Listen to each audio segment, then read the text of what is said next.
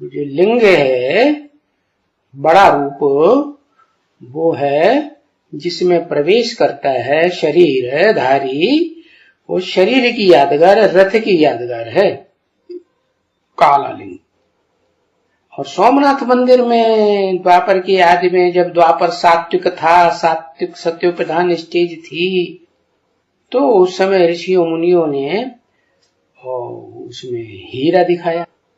हीरा दिखाने का मतलब है जो इस सृष्टि का हीरो पार्टधारी है, जो सृष्टि के आदि में हीरो और सृष्टि के अंतिम जन्मों तक भी हीरो, जब तक शिव बाप प्रवेश न करे।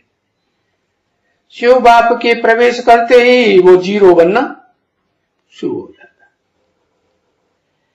तो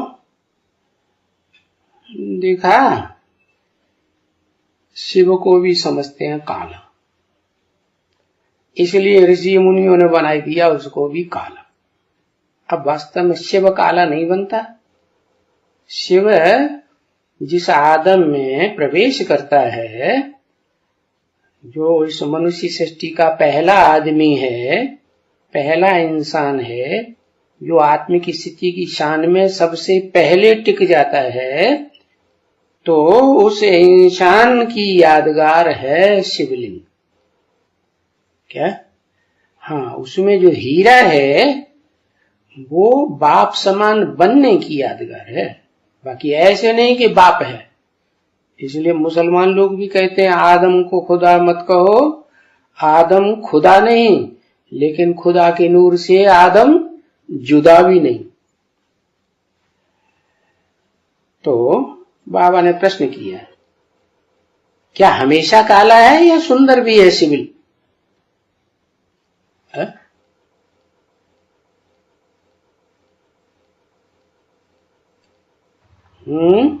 शिव का लिंग हमेशा काला है या सुंदर भी है? सुंदर भी है और फिर काला भी है।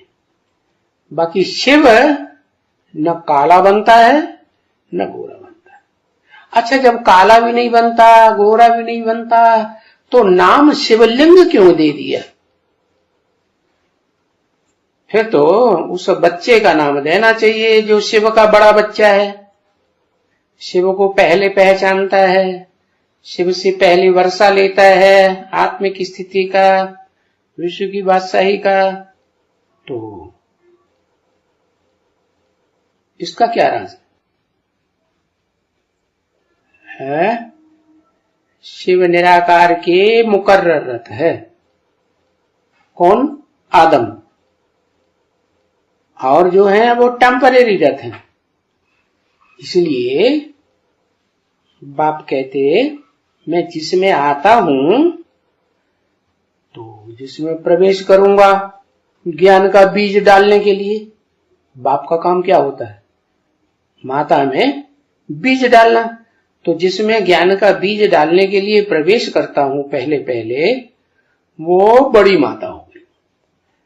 बाद में खुदा न खास्ता अगर उसकी लाश गुम हो जाए, शरीर छूट जाए, कोई बात हो जाए, तो दूसरे जिनमें प्रवेश करता हूं उनका नाम भी ब्रह्मा देता हूं। तो उनका नाम ब्रह्मा तो देता हूं, परंतु उनको मुकर्रर रथ नहीं कहा जाएगा। क्यों?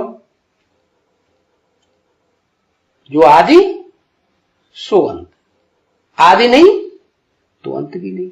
जब अंत भी नहीं, आदि भी नहीं, तो मुकर्रर कैसे? आदि होगा तो मध्य में भी होगा, तो अंत में भी होगा। इसलिए वो मुकर्रर रथ पहला। तो ये परंपरा पड़ गई भारतवर्ष में।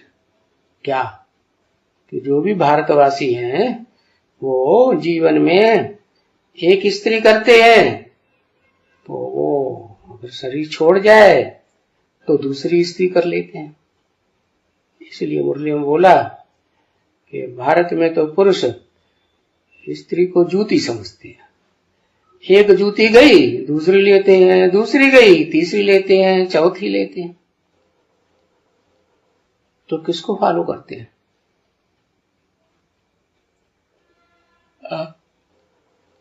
उस बाप ने आके जो परंपरा डाल दी, उसी परंपरा को फॉलो करते हैं।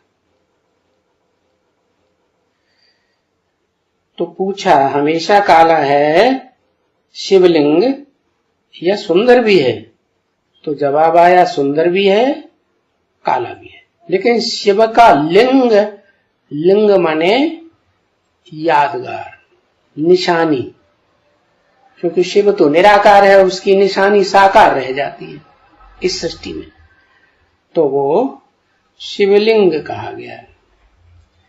वो है काला माने आदम वाली आत्मा, काले से काली भी बनती है कलयुग के अंत में, और सत्युग के आदि में सुंदर भी बनती है।